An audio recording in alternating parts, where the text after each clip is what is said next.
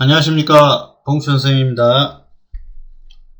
2020년 5월 24일 일요일 무료 야간 방송을 시작하도록 하겠습니다.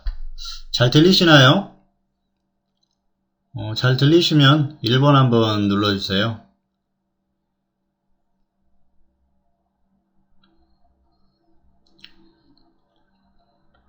네, 안 들리시는 분 없으시죠? 혹시나 방송이 진행되는 것 같은데 안 들리는 것 같다, 그러시면 또 분명히 또 안 들린다고 말씀을 하실 거예요. 소리는 크기는 적절하신지 모르겠네요.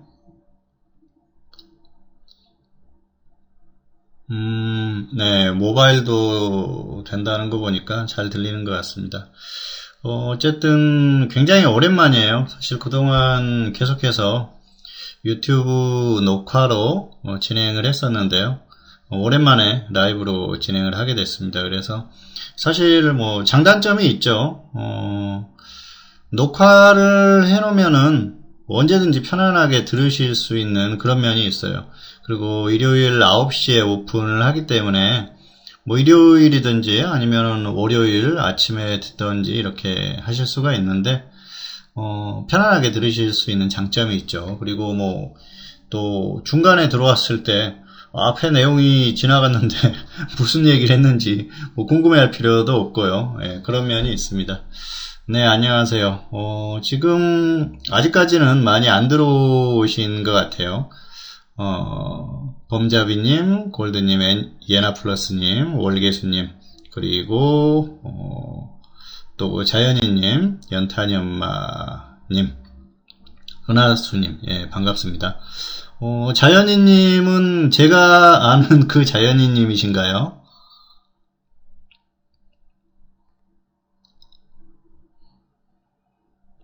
예. 오랜만이네요. 전에 한번 강연회 때 한번 뵙고 그 이후로 못 뵌 것 같아요. 블루애님 안녕하세요. 굉장히 오랜만인 것 같습니다. 반갑습니다. 사실 최근에 이제 녹화로 계속해서 일요일 방송을 유튜브로 계속 내보냈었는데요. 당분간은 이렇게 또 일요일 9시에 특별한 일이 없으면은 직접 진행을 하도록 하겠습니다. 그리고 또 뭔가 상황이 바뀌면은 또 이제 녹화로 진행을 하겠고요. 라이브를 하게 되면은 좋은 점은 그런 거죠. 서로 이렇게 소통이 된다는 거죠. 일방적으로 녹화를 해서 내보내는 것도 물론 장점이 있겠지만은 또 궁금하신 점이나 이런 것들에 대한 질문을 하실 수가 있기 때문에 그런 면에서 이렇게 진행을 하는 것도 장점이 있다고 생각을 합니다. 어쨌든 굉장히 오랜만이고요. 또 오늘 밖에 나가보니까 날씨가 좋더라고요. 여름 날씨가 다 된 것 같습니다. 원래는 일요일에 또 이 천안 쪽에 비가 온다고 그랬었는데요. 오늘 보니까 새빨간 거짓말이더라고요. 기상청이 과거로 돌아간 것 같아요. 과거에 기상청이 얘기를 하면 거의 못 믿었지 않습니까? 그런데 최근에는 잘 맞췄었는데 오늘은 틀렸어요. 원래 이 서해안 쪽에 비가 오고 동해안 쪽은 맑은 날씨가 될 거라고 그랬는데 서해안 쪽도 오늘 날씨가 굉장히 좋았습니다.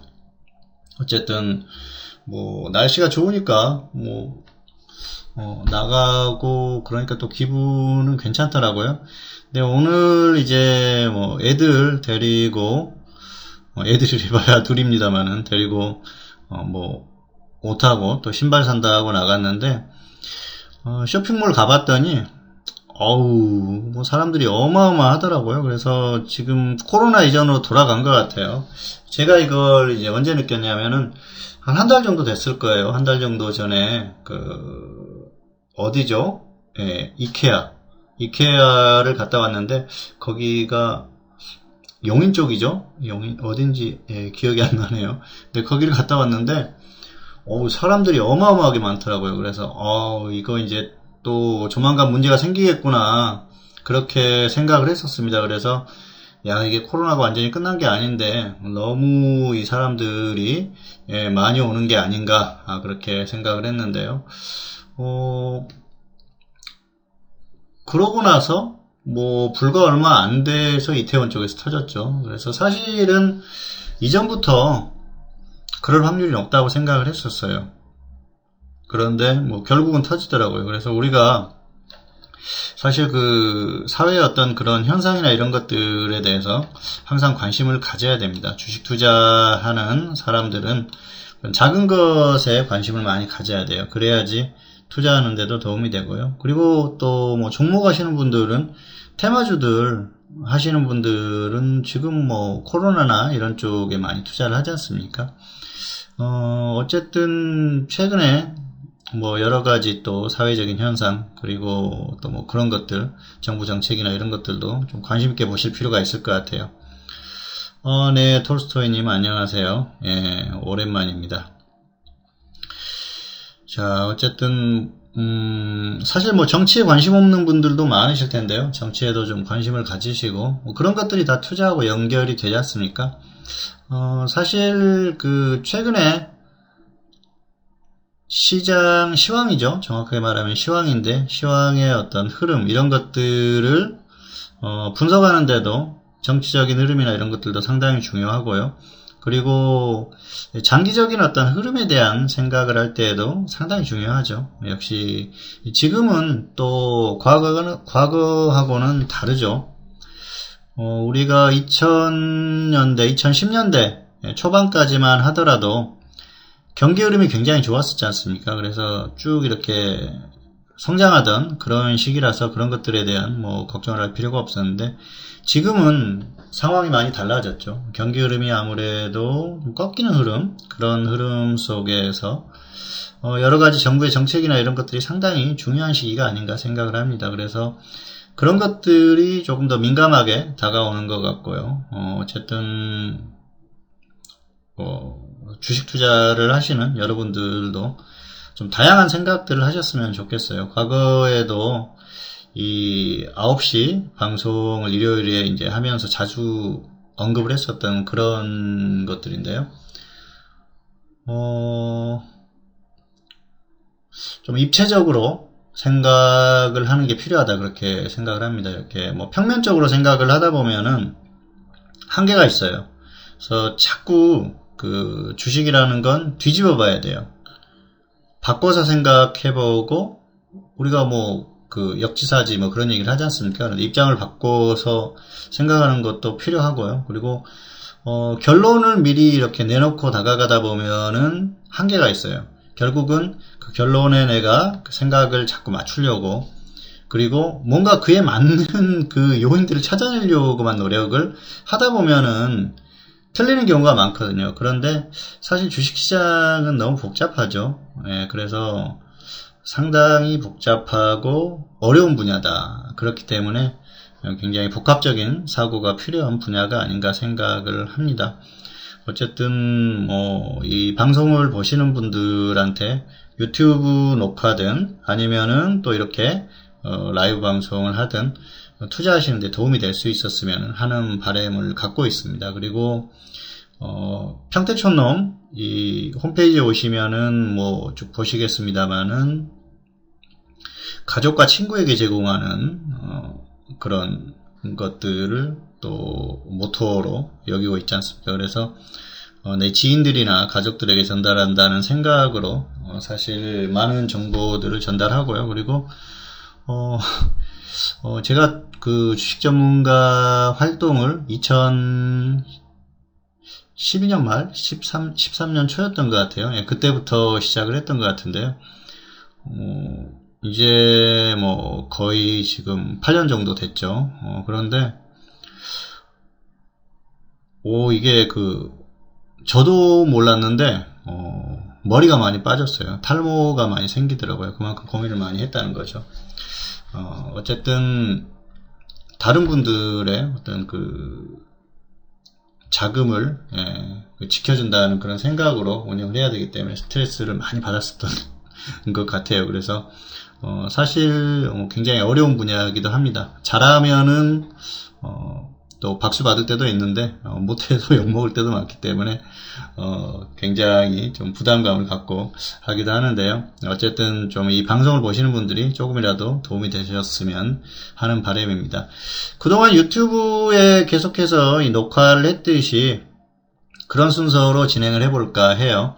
자, 시장 점검 보시면은 순서가 나와 있죠. 수익률 점검, 지난주 시장 점검, 특징주 리뷰, 그리고 다음 주 대응 전략, 이렇게 진행을 하도록 하겠습니다.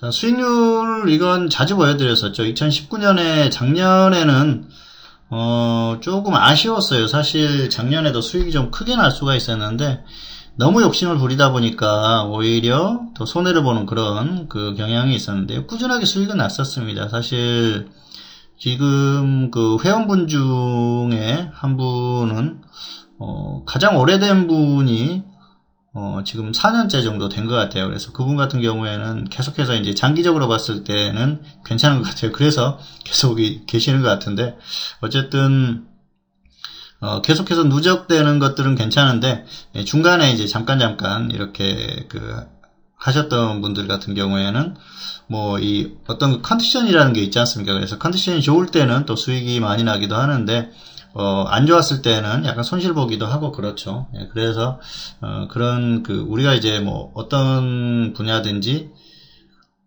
에버리지라는 게 있지 않습니까? 그래서 그게 상당히 중요하지 않나 생각을 하는데, 투자자들이 상당히 급해요. 그래서 단기적으로 크게 수익이 나기를 바라기 때문에 그런 분들에 대한 그런 생각들은 충분히 또 이해가 가지만 또 안타까운 부분도 있더라고요. 자, 그리고 올해 같은 경우에는 2월에 별로 좋지가 않았었죠. 그리고 4월에는 사실 크게 기대를 했었는데 좀 생각보다 수익이 덜 났어요. 욕심을 부리다 보니까 오히려 좀 수익을 깎아먹는 그런 경우도 있었고요. 뭐 좀 크게 수익이 났었는데 좀 덜 먹고 던진다거나 정리를 한다거나, 아니면은 수익이 났을 때 좀 더 욕심을 부리다 정리를 못했다거나 뭐 그런 경우도 있었습니다. 어쨌든 5월 같은 경우에는 생각보다 아직까지는 좀 약간 부진한 상황인데요.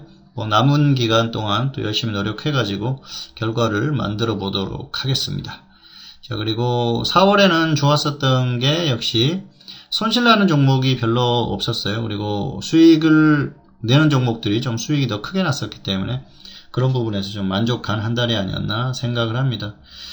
4월 같은 경우에는 이제 가장 아쉬웠던 거, 자, 보시면은 3월도 마찬가지고요. 제가 이제 가장 아쉽게 생각을 했었던 게 뭐냐면은, 자, 한번 보실까요? 예. 코스피 지수를 보시면은, 자, 이날이죠. 3월 19일에 이날에, 제가 이제 추천을 했었는데, 뭘 추천했었냐면은, 코덱스 레버리지죠. 자, 이걸 추천을 했었어요. 이날 이걸 추천을 해가지고, 거의 뭐 최저점에 매수를 했는데, 이날 정리를 했어요. 3월 23일에. 왜냐하면 지수가 다시 빠지는 그런 상황이라서 저점을 깨게 되면은 좀 심각하게 좀 더 빠질 가능성이 있기 때문에 이때는 뭐 다시 더 밑에서 매수하면 되겠지 하고 생각을 하고 일단 정리를 했는데, 그 이후에 상당히 아쉬웠었죠. 이날 코덱스 레버리지하고 SK 하이닉스 두 종목을 강력 매수 추천을 했었는데 사실 좀 아쉽죠. 레버리지만 하더라도 수익이 크게 났고요. 그리고 하이닉스 같은 경우에도 뭐 단기에 수익이 충분히 났었는데 레버리지는 50% 정도 수익이 났죠. 그리고 이날 이제 제가 얘기를 했던 게 뭐냐면은, 그때 장중 방송을 하고 있는데, 채팅 방송을 하고 있는데, 코스피 지수가 어느 정도로 갈 거라고 보느냐 질문을 받았어요. 그래서 일단은 1850까지는 충분히 갈 거다, 이렇게 얘기를 했거든요. 잠깐만요. 이게 또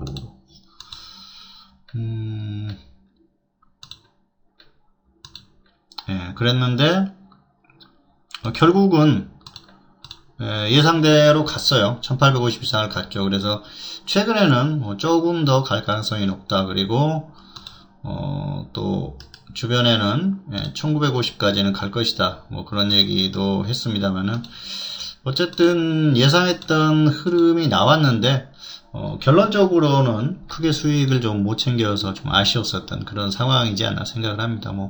1850까지만 끌고 갔다고 하더라도 레버리지가 크게 수익이 났었겠죠. 어쨌든 여기서 그때 좀 대응이 좀 아쉬웠었던 그런 상황이고요. 다만 지수 흐름에 대해서는 좀 제대로 보지 않았었나 생각을 합니다.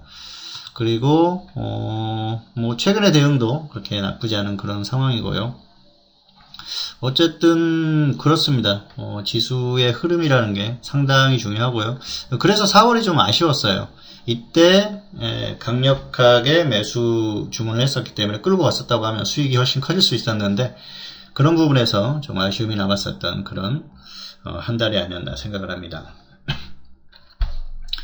자, 일단 순서대로 진행을 하도록 하겠습니다. 먼저 지난주 시장 점검인데요. 자, 코스피 지수죠. 코스피를 보시면은 일단 상승했어요. 그리고 코스닥도 마찬가지죠. 자, 둘 다 이제 상승을 했던 게 결국은 이날이죠. 화요일에 갑자기 급등을 하면서 그리고 나서 쭉 유지가 되는 그런 흐름입니다. 화요일 종가가 1980이었었기 때문에 금요일 종가가 화요일 종가를 이탈을 했어요. 그리고 장중에는 훨씬 더 많이 빠졌죠. 1960까지 빠졌기 때문에 지금 보면은 화요일에 하루가 지난주 시장의 상승을 만든 그런 상황이라고 보시면 될 것 같아요. 자, 지난주는 1927에서 마감이 됐기 때문에 이번 주에 상당히 좀 강하게 상승을 했어요. 2000이 넘었었기 때문에 상승폭이 상당히 크고요. 미리 말씀드립니다만은 가끔 제 딸내미가 통제가 안 되기 때문에 밖에서 소리를 지르는 경우가 있습니다. 그런 경우는 이해하시기 바라겠고요. 과거에 어떤 미국 대사가 인터넷으로 CNN인가요? 그때 뉴스로 인터뷰를 하고 있는데 갑자기 애기들이 방으로 들어왔던 그런 기억이 난대요. 저도 한 번은 방송을 하다가 막 문을 두드리고 소리를 질렀던 기억이 나네요. 네, 조용히 하라고는 했으니까 그러지는 않을 것 같습니다. 자, 어쨌든 이번 주는 화요일에 안녕하세요. 북한 강가에서님. 자, 이제 방송 중에 인사하시는 분들은 그냥 이제 보기만 하고 진행을 하도록 하겠습니다. 자, 화요일에 급등을 해서 지수가 이렇게 상승을 해서 마감한 그런 상황이에요.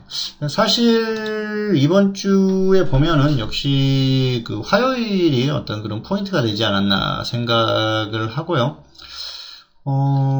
화요일 같은 때 보면은 수급이 괜찮았어요. 화요일 보면은 외국인이 3,700억 코스피에서 매수를 했죠. 그리고 기관이 8,000억을 매수를 했어요. 그리고 기관이 이제 외국인들이 선물 쪽에서 매도하는 물량을 받아주는 그런 흐름이었었고요. 개인들이 1조 1,000억, 1조 1,869억을 매도를 했죠. 그래서 이날은 상승할 수밖에 없었죠. 개인이 이렇게 매도하고 외국인 기관이 매수를 하는데 지수가 상승하는 게 당연한 그런 흐름이었습니다. 그래서 이날은 상승하는 게 당연하다 그렇게 보시면 될 것 같고요. 수급적으로 굉장히 좋았었던 흐름이죠. 중요한 건 이거죠. 역시 미국 시장인데요. 미국 시장 보면은 월요일에 급등했지 않습니까? 4% 가까이 상승했어요. 그러니까 화요일에 어느 정도 조정을 받는다고 하더라도 충분히 이날은 커버가 된다는 것이죠. 그래서 장중에 선물 흐름이 그렇게 좋지 않았음에도 불구하고 버텼다는 것이죠. 자, 중요한 건 뭐냐면 이날 미국 선물까지 좋았다 그랬으면은 아마 더 크게 상승했을 거예요. 그런데 선물이 조금 약하다 보니까 역시 좀 조정을 더 크게 가지 못하는 그런 흐름이었어요. 수요일, 목요일에 조금 더 상승해주면서 지수를 끌어올리긴 했습니다만은 화요일은 사실 좋은 결과가 나왔습니다만 좀 아쉬운 결과였어요. 결과적으로는 미국을 따라갔다고 하면은 이날 2000선을 돌파해도 이상할 것이 없는 그런 상황이었는데요. 이때까지만 해도 상당히 좀 불안한 흐름이었어요. 한국 시장의 흐름을 보면은 사실 상승하기가 좀 어려운 그런 상황이었다 그렇게 볼 수가 있었겠죠. 그러니까 계속해서 눈치 보는 장세가 지속되는 거예요. 그동안에 이제 유튜브 일일 시황 그리고 일요일 무료 이 야간 방송 녹화를 통해서 말씀드렸었지만은 제가 최근에 계속 말씀드렸었던 게 상승을 하더라도 크기가 그렇게 크지는 않고 속도는 느릴 것이다. 그렇게 말씀드렸지 않습니까? 그런데 하지만 여기서 지수가 갑자기 급락하는 상황도 오기가 힘들다. 왜냐? 최대한 버티는 흐름이 나올 것이다. 그 근거가 되는 것이, 그 이유가 되는 것이 바로 해외 증시다. 해외 증시가 그동안 이제 한국 시장이 상승을 하는 과정에서 결국은 미국 시장이 저점을 찍고 반등을 하는 이 과정 속에서 같이 왔다는 것이죠. 그래서 지금까지는 사실은 이 흐름이 이어졌다고 보시면 됩니다. 그래서 자, 이렇게 상승이 나오는 그 구간을 그대로 같이 왔다는 것이죠. 그래서 미국 시장이 꺾이지 않으면은 한국 시장이 버틸 가능성이 높다. 왜냐? 한국 시장의 흐름은 추세적으로 완전히 끝났어요. 추세적으로 완전히 끝났기 때문에 반등이 나올 때 강하게 반등이 나올 수가 있고요. 버틸 때 최대한 버틸 수가 있어요. 왜냐? 마지막 기회가 될 수 있기 때문에 그렇습니다. 그래서 사실 한국 시장의 흐름을 보면은 2018년 1월 29일이 고점이었지 않습니까? 그리고 나서 계속해서 하락했어요. 그러다가 작년 8월에 저점 찍고 또 한참 반등했죠. 자, 이때 무슨 일이 있었을까요? 다들 뭐 아시는 분들은 아시죠? 자, 작년 같은 경우에는 5월, 자, 5월부터 여기서부터죠. 그러니까 원칙적으로는 사실 여기서부터 반등이 나와도 이상할 게 없었어요. 8, 7, 6, 5 여기가 맞죠. 예. 기관이 엄청나게 매수를 했습니다. 기관이 작년 5월부터 여기서부터 12월까지 계속해서 매수를 했어요. 12월까지 매수를 했는데 그럼에도 불구하고 그렇게 지수가 강하지는 않았어요. 그런데 8월에 결국은 낙폭이 컸지 않습니까? 저점 찍고 살짝 반등을 하고 나서 그때부터 좀 반등이 나왔었어요. 수급적으로 한번 보실까요? 자, 보시면은 또 안 보이네요. 예.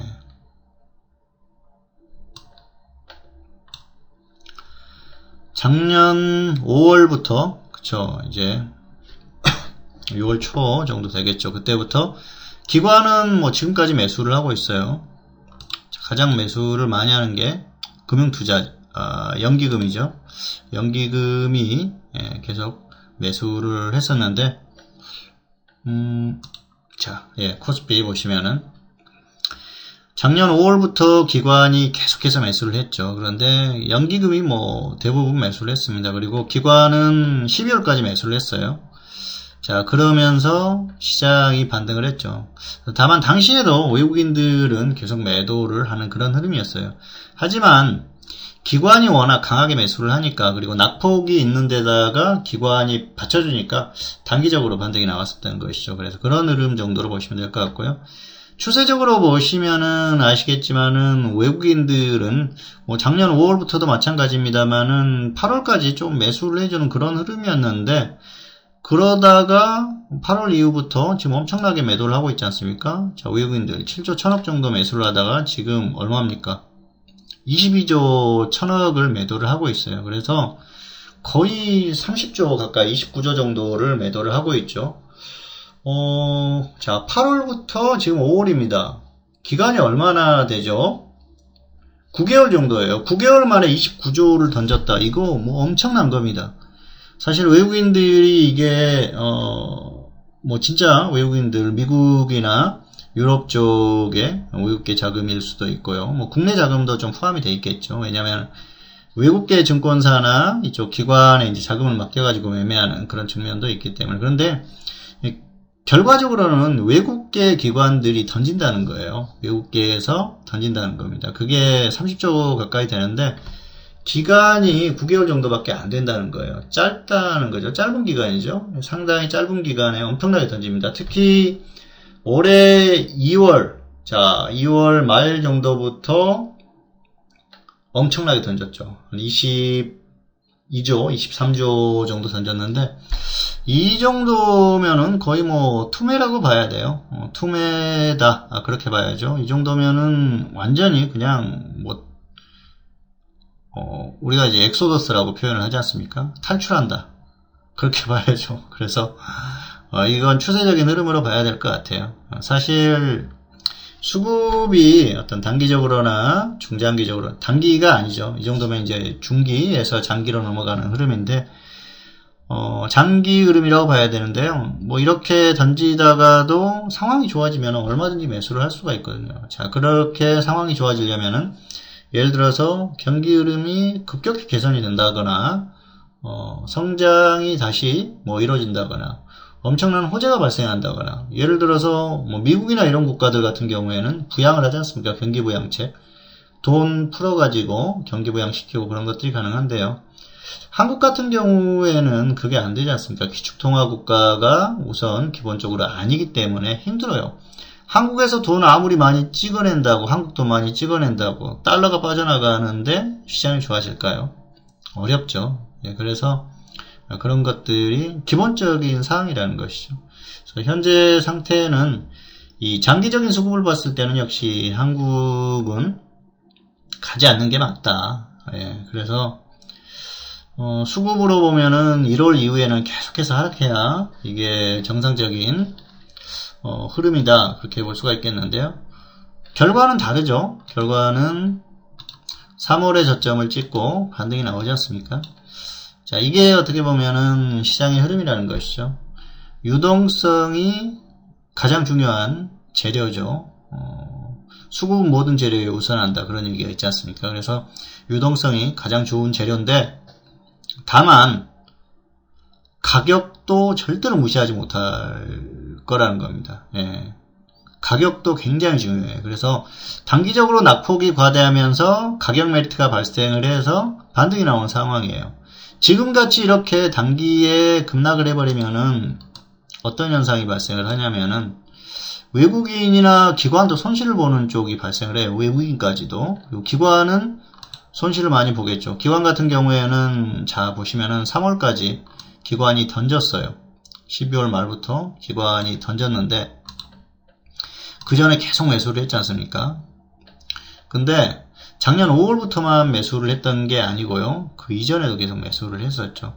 작년 5월부터만 본다고 하더라도, 자, 한번 라인을 한번 그어볼까요? 그러면 평균적으로 보더라도 거의 2100선이에요. 근데 이게 급격히 빠져버리다 보니까 손실이 많이 발생을 했어요. 그래서 여기서 기관들도 손실이 갑자기 단기에 많이 발생을 했죠. 그러면서 이거 더 빠지면 큰일 나겠는데 하면서 기관이 여기에서 또 매수를 하면서 받쳐줄 수밖에 없다는 것이죠. 최근의 흐름을 보면 기관이 전반적으로 근데 매수를 안 해요. 근데 연기금 쪽에서 엄청나게 매수를 하고 있습니다. 연기금은 이 사람들 참 용감하죠. 시장에 상관없이 유구장창 매수를 하고 있어요. 그래서 참 안타깝습니다. 재밌는 건 지금 3월 이후의 흐름을 보면은 개인이 매수해서 지수가 올라가는 듯한 그런 착각을 불러일으키고 있는데요. 그래서 이게 맞지 않다는 것이죠. 그래서 이게 가장 이제 정확하게 표현할 수 있는 게 가격 논리. 그래서 낙폭과대에 의한 반등이 나왔다. 그래서 기본적으로 나올 수 있는 반등의 어떤 크기가 1850선 정도까지는 충분히 가능했다, 그렇게 봅니다. 여기까지 빠지고 나서 반등할 때 곧바로 이 얘기를 했었기 때문에 뭐 이건 저의 고유한 생각이고요. 다만 이후의 반등은 약간 좀 과하다는 것이죠. 이 정도는 좀 오버됐다, 그렇게 볼 수가 있겠는데요. 이걸 만든 게 결국은 미국 시장이에요. 미국 시장이 버텼기 때문에 이걸 만든다는 것이죠. 그리고 또 구간에서 이렇게 급등해주는, 반등해주는 이런 흐름들이 나오면서 이런 것들이 이제 추가 반등을 만드는 것이죠. 4월 말이나 지금 5월 중순 이런 흐름들, 이런 것들이 4월 말에 추가 반등 나왔지 않습니까? 그리고 5월 최근에 또 반등 나왔지 않습니까? 한국이 조금 더 강하죠. 예. 이게 사실 추세가 완전히 무너졌기 때문에 이래요. 추세가 살아있다고 하면은 굳이 뭐 추세가 좋아서 조금 더 갈 수도 있습니다. 그런데 그렇게 보기보다는 흐름이 완전히 끝났다고 보기 때문에 반등을 할 수 있을 때 최대한 끌어올리는 그런 흐름을 보입니다. 뭐 물론 수급적으로 보면은 선물 쪽에서 외국인들이 계속 땡겨주는 그런 부분들이 있었어요. 그런데 사실 그 선물 쪽은 외국인이라고 하더라도 그냥 그 선물 쪽의 세력이다 그렇게 봐야 되겠죠. 그러면서 또 코스피가 반등하는 흐름을 이용해서 매수를 하고 또 수익을 챙기는 뭐 그런 흐름도 나오고 있습니다. 어쨌든 선물 쪽의 수급적인 흐름을 봤을 때는 정상적이다 그렇게도 볼 수가 있겠는데요. 다만 이제 추세적인 어떤 흐름을 봤을 때는 역시 코스피 쪽의 흐름을 보면은 이건 시장이 완전히 무너지는 시장이기 때문에 반등하는 게 정상적인 건 아니다. 중요한 건 자 뭡니까? 외국인들은 지수가 상승하든지 하락하든지 상관없이 던진다는 것이죠. 특히 이 3월 이후에 계속해서 던지는 흐름이 상당히 인상적이에요. 3월 이후에 시장이 무너져서 빨리 정리하는 그런 면도 있습니다만은 계속해서 던져요. 그래서 지수가 빠지든 다시 반등하든 계속 던지고 있습니다. 이게 포인트예요. 결국 외국인들은 계속 빠져나간다는 것이죠. 그리고 이 흐름이 계속 이어질 가능성이 상당히 높습니다. 그리고 사실 지수가 뭐 적당히 빠졌다가 반등이 나오려고 그러면은 2200선 물론 이 뭡니까? 코로나 때문에 글로벌 증시가 전반적으로 다 같이 빠졌습니다만은 그렇다고 하더라도 낙폭이 상당히 크다는 것이죠. 예, 그래서 특히 한국 같은 경우에는 뭐 미국이나 이런 나라들 같은 경우에 특히 미국 같은 경우에는 역사상 최고가에서 빠진 거거든요. 그래서 가격 메리트가 전혀 없기 때문에 단기에 좀 크게 빠진다 그렇게 생각할 수도 있거든요. 근데 한국 같은 경우에는 가격 메리트가 그렇게 없는 게 아니었어요. 사실 그 고점에서 계속해서 빠져가지고 가격 메리트 충분했거든요. 근데 다른 국가들보다 훨씬 강하게 빠졌기 때문에 이게 추세적이라고 보는 것이죠.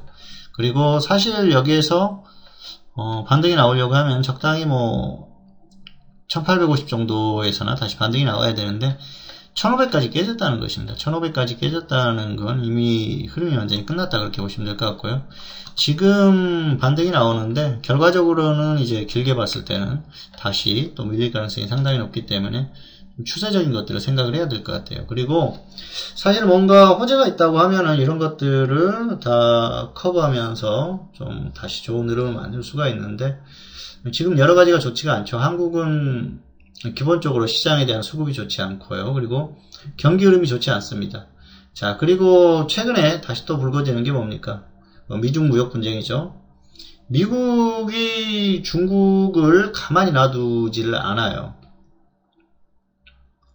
추세적인 그런 행동이죠. 트럼프 대통령이 사실 이 코로나가 터지지 않았다고 하면 중국을 계속해서 괴롭혔을 가능성이 높습니다. 그런데 코로나 때문에 갑자기 상황이 이상해지니까 신경을 안 썼던 거예요. 그런데 최근에 이제 코로나 문제가 어느 정도 좀 이제는 이 결론을 도출해야 되는 그런 상황이 됐어요. 그러다 보니까 이 트럼프도 본인의 책임을 최대한 회피를 해야 될 거 아닙니까? 사실 미국의 초기 대응이 상당히 어설펐었죠. 예, 물론 뭐 중국 사람들 입국 금지시키고 그런 것들도 다 했습니다만은 트럼프가 초기에 코로나에 대해서 그렇게 심각하게 생각을 안 했던 것 같아요. 사실 사람이 많이 죽을 것 같지도 않고 그렇다고 생각을 했던 것 같은데 어마어마하게 사람들이 죽어났지 않습니까? 그래서 사실 뭐 인구가 많아서 그런지 어쩐지는 모르겠습니다만 감각이 좀 약간 그 둔감한 것 같아요. 좀 안타까운 그런 상황이었었죠. 근데 하다 보니까 이게 갑자기 사람들이 너무 많이 죽었어요. 그러다 보니까 이거 아닌데 이러다가 이거 재선 못하는데 이제 그런 생각이 드는 거죠. 예, 그러면서 최근에 이제 뭐 발등에 불이 떨어진 거죠. 그래서 이제 다시 꺼내는 게 결국은 중국이죠. 중국한테 관세 부과하겠다. 그리고 뭐 모든 걸 단절해 버릴 수도 있다. 그렇게 협박을 했지 않습니까? 그리고 또 홍콩 문제 때문에 부딪히고 있지 않습니까?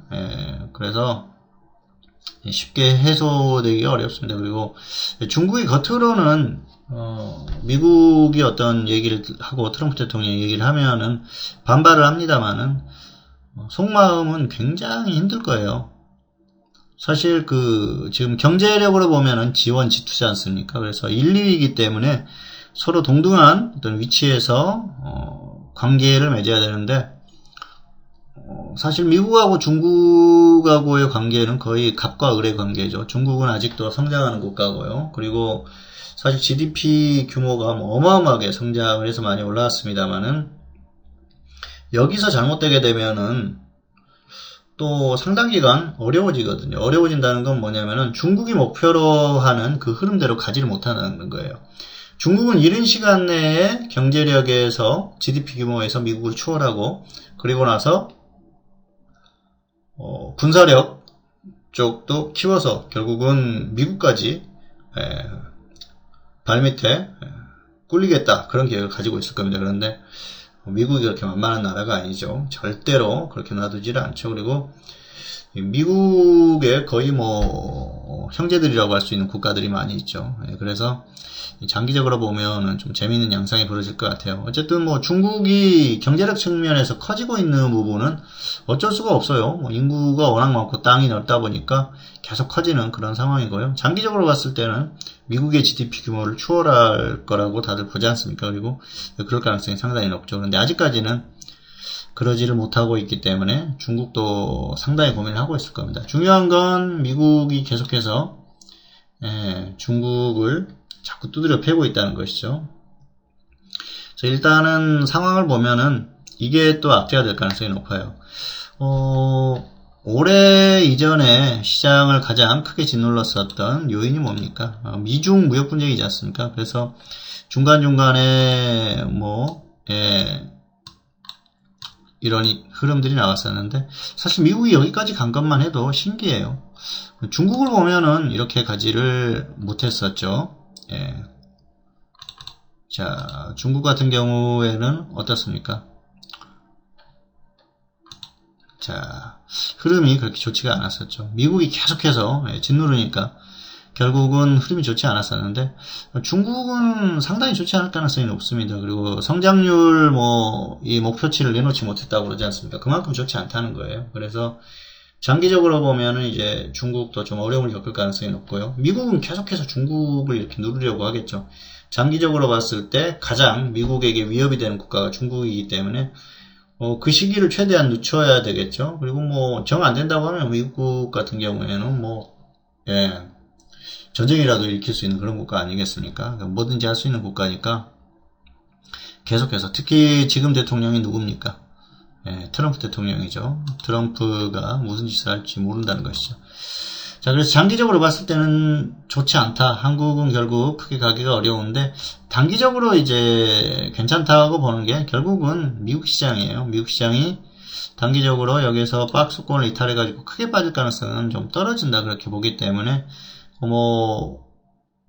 1, 2주 안에 엄청난 악재가 발생을 해서 급락하는 그런 흐름이 나올 가능성은 좀 떨어진다고 보고요.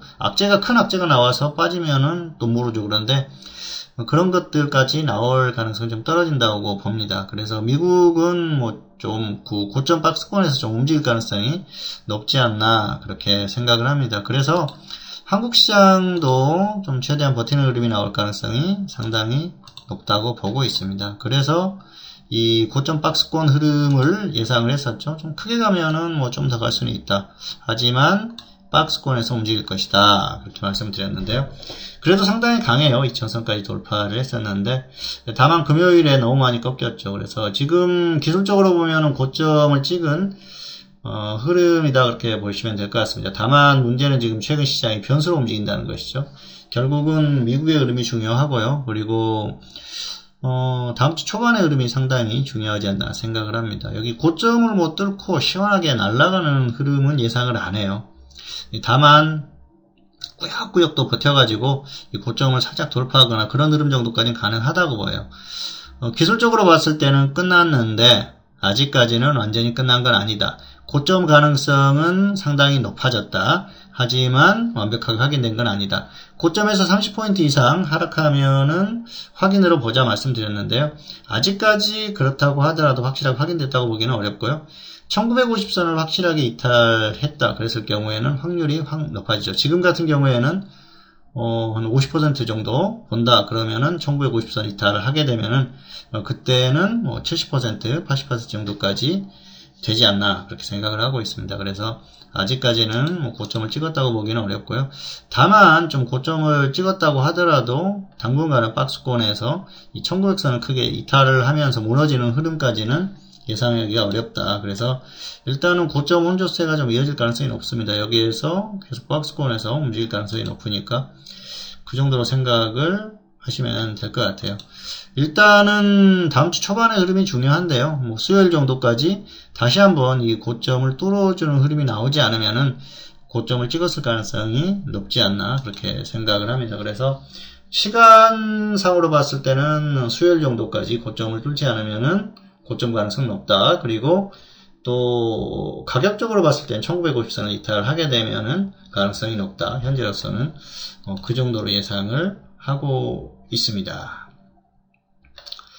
자, 그래서 지난주 시장에 대한 부분은요, 뭐 추세적인 것에서부터 단기적인 것까지 말씀을 드렸습니다. 자, 그리고 순서대로 하면은 이제 특징주 리뷰인데요. 두 종목 골라봤습니다.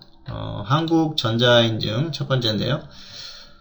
단기의 흐름이 좋죠. 한국전자인증 최근에 공인인증서가 폐지가 국회에서 통과를 했죠. 법이. 그래서 움직이는 종목들인데 좀 빠져주면은 아래쪽에서 접근을 해보시는 게 좋을 것 같아요. 뭐 5,500원 정도면은 충분히 분할 매수 들어가 봐도 되지 않나. 그러면은 뭐 이렇게 분할 매수 들어가면 되겠죠. 오면은 좋고 아니면 말고 그렇게 대응하시면은 좋을 것 같아요. 그리고 제일약품. 자, 이 종목은 코로나 테마주죠. 이 종목도 기술적으로 봤을 때는 사실 여기에서 매수 들어가야 돼요. 기술적으로 봤을 때는 장중에는 가능합니다. 장중에는 매수 들어가가지고 상승하면은 뭐 짧게 수익 한 20% 노리거나 해볼 수 있어요. 그런데 일봉상으로 봤을 때는 아직까지는 옆으로 좀 행보를 더 해주거나 아니면 한 35,000원 정도까지 빠져주거나 하면은 그때 접근을 하는 게 좋을 것 같아요. 어쨌든 이 두 종목 이번 주에 좀 강하게 움직였었다가 좀 조정을 받고 있는 그런 종목들이라서 골라봤습니다. 그래서 특징주는 이 두 종목으로 골랐고요. 자, 다음은 다음 주 대응 전략입니다. 다음 주는 일단 자, 파생 같은 경우에는 하방 공략을 한번 해볼 필요가 있을 것 같아요. 월요일에는 아무래도 지수가 좀 반등할 가능성이 높다고 보고 있습니다. 금요일에 지수가 빠졌던 게 장중에 미국 선물이 상당히 좋지 않았거든요.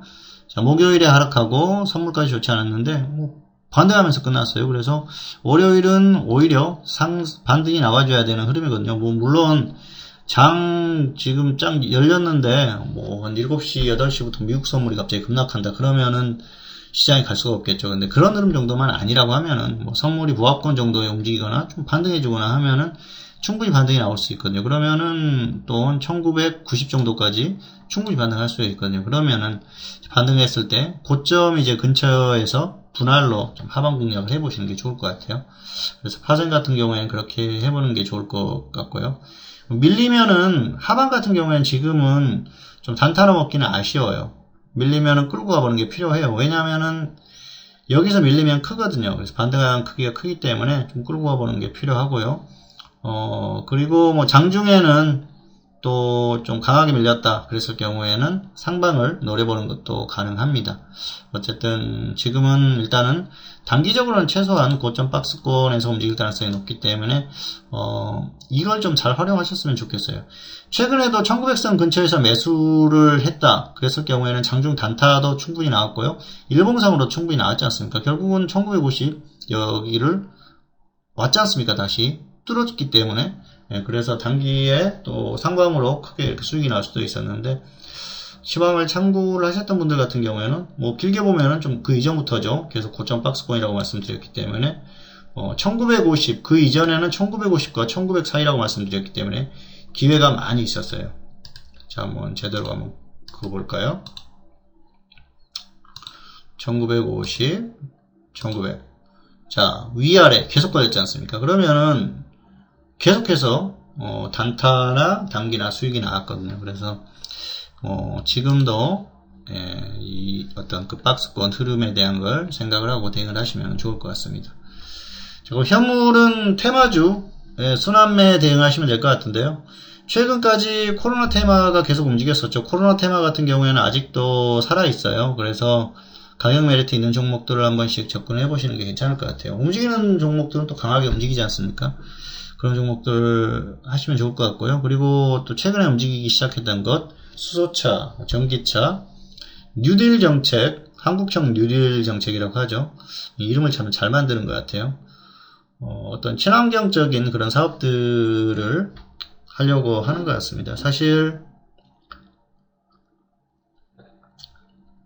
문재인 정부의 기본적인 공약이 친환경 쪽이었지 않습니까? 그래서 시장이 이렇게 무너지지 않았으면은 그런 종목들이 많이 갈 수 있었어요. 전기차, 수소차, 그리고 태양광 이런 쪽도 갈 수가 있었는데 시장이 무너지다 보니까 같이 무너졌었거든요. 그런데 지금 지수가 받쳐주다 보니까 이런 것들이 강하게 반등을 했어요. 그래서 이런 쪽으로 움직이는 것들, 뉴딜 정책 관련한 종목들 관심 가져보시면 좋을 것 같아요. 자, 종목은 관심 종목 골라봤는데요. 레이크 머티리얼즈. 자, 이건 특징주로도 언급을 했었습니다만은 조정받으면은 아래에서 가격 메리트가 그렇게 큰 건 아닌데요. 단기 흐름이 또 여기 위에서 반등을 해줬기 때문에 아래쪽에서 매수를 한번 해보시는 것도 괜찮을 것 같고요. 그리고 글로벌 SM. 자, 이건 수소차 테마죠. 단기 급등했어요. 상한가하고 다음날 더 급등하고 그래서 아래쪽에서 분할 매수로 한번 접근을 해보시면 단기 수익이 나오지 않을까 생각을 합니다. 그래서 어쨌든 단기적으로 지수가 무너지는 상황만 아니면은 정부 정책 관련한 종목들 접근을 해보시는 것도 괜찮을 것 같습니다.